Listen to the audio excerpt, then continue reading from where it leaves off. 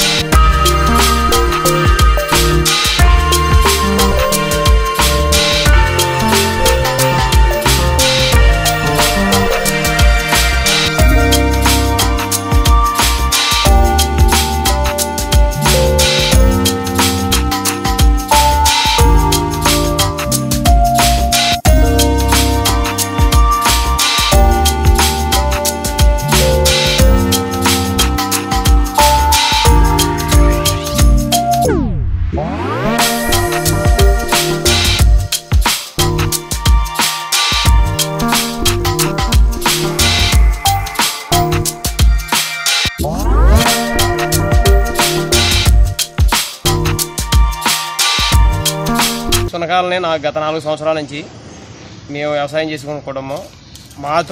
మాకు గేదెలు, పశువులు ఉన్నాయి. ఎడ్ల బండి, ఎడ్ల వెంబడి ఎక్కడ ఉంటే అక్కడే ఉంటాయి. పశువులు వెంబడి రక్షణ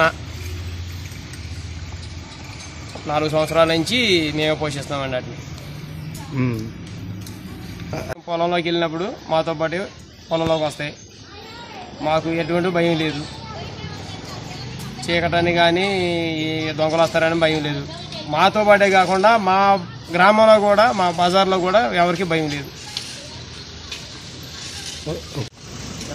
చెప్పు. మేము వ్యవసాయం చేసుకుంటా దూర ప్రాంతాలకి చుట్టుపక్కల గ్రామాల్లోకి ఎక్కడికి వెళ్ళినా మా వెంబడే ఉంటాయి కుక్కలు. ఎంత దూరం ఉంటాయి?